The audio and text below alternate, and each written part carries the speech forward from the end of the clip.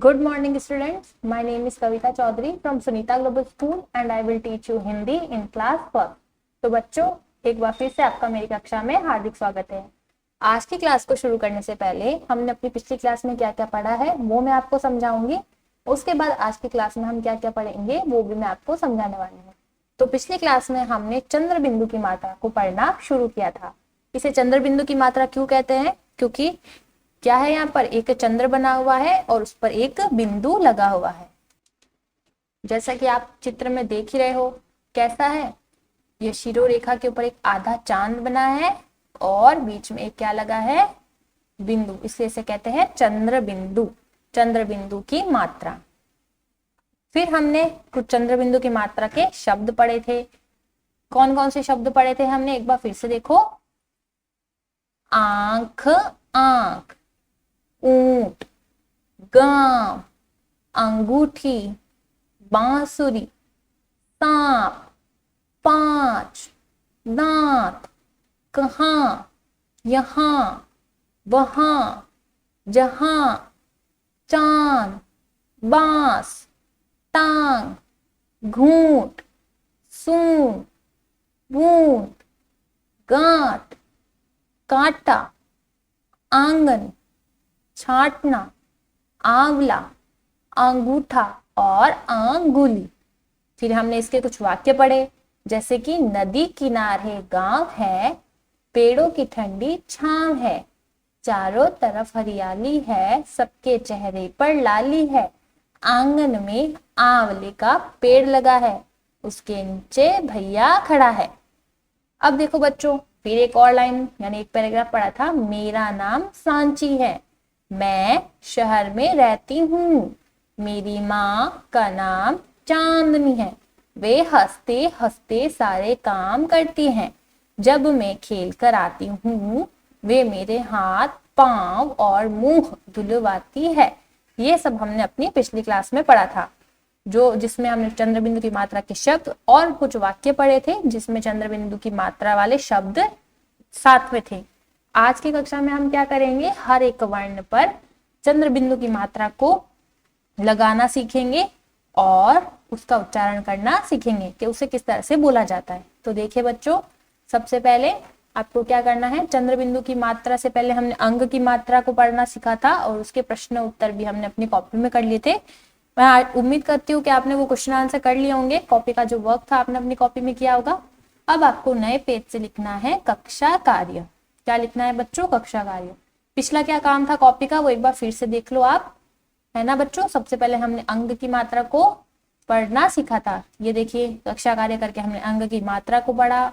उसके बाद गृह कार्य में मैंने हर एक वर्ण पर अंग की मात्रा लगाकर आपको पुनः लिखना था।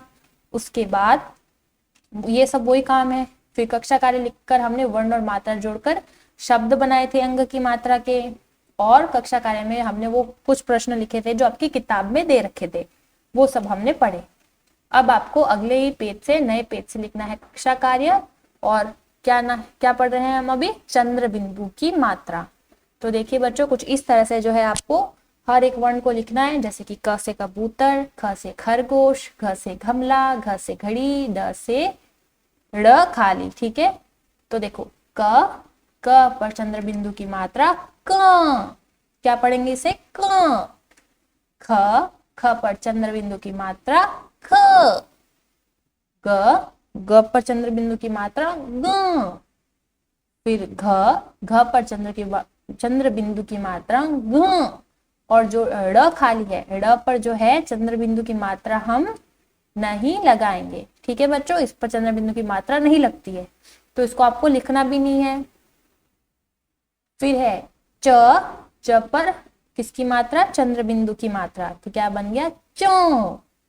फिर अगला है छ, फिर अगला चो, क्या बन जाएगा? जो। और झ पर चंद्र बिंदु की मात्रा झ। यानी कि आपने देखा होगा कि जब चंद्र बिंदु की मात्रा किसी वर्ण पर लगे, ठीक है, किसी वर्ण पर लगती है, तो उसका उच्चारण नाक के साथ साथ मुंह से किया जाता है। मुंह का तो इस्तेमाल हो ही रहा है, साथ में नाक का भी इस्तेमाल होता है।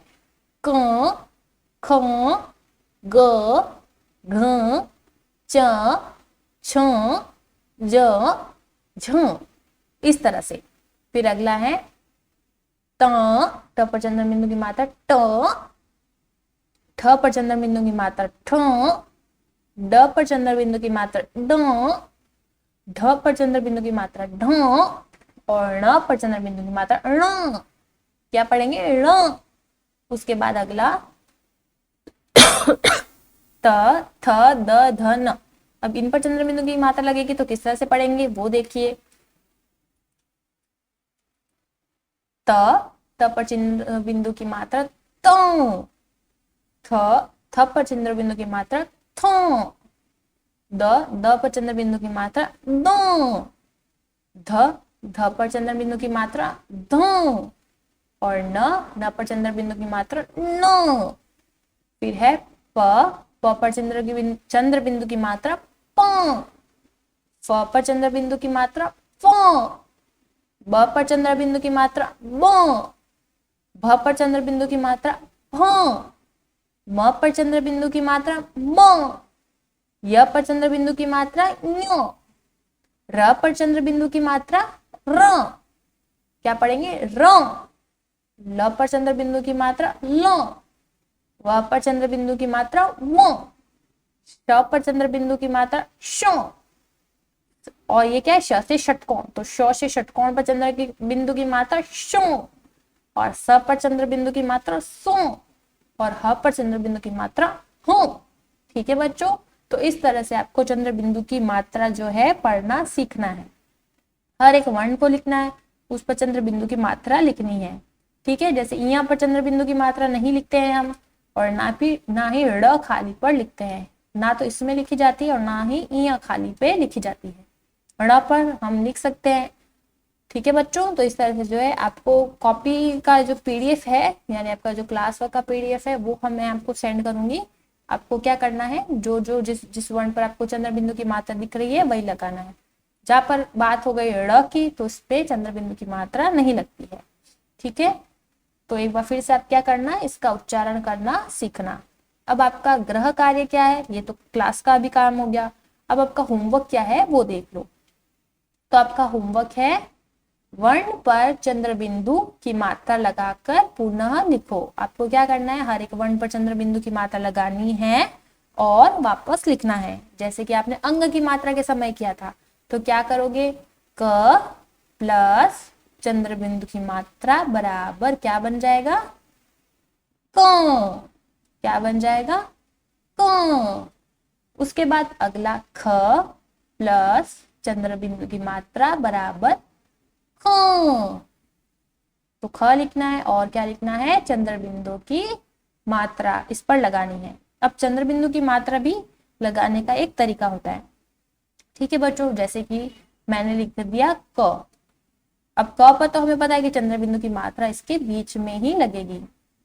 जैसे ख है, ख पर चंद्र बिंदु की मात्रा कहाँ लगेगी। आप अगर यहाँ पर चंद्र बिंदु की मात्रा लगाते हो तो ये एक तरीका गलत है।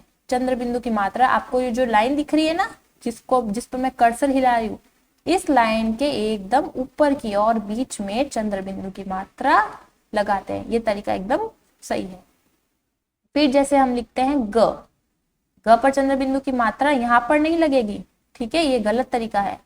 चंद्र बिंदु की मात्रा को लिखने का सही तरीका क्या है, आप वर्ण को लिखो।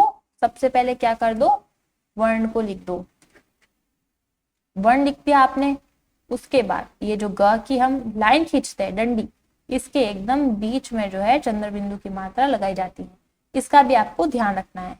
वैसे ही घ से घड़ी, अब यहाँ पर जहाँ पर ये डंडी जो आ रही है ना, इसके ऊपर आप क्या करोगे, चंद्र बिंदु की मात्रा लगाओगे। अगर आप यहाँ पर लगाते हो तो ये तरीका गलत है। ठीक है, आपको कहाँ लगानी है, आपको बीच में ही चंद्र बिंदु की मात्रा लगानी है।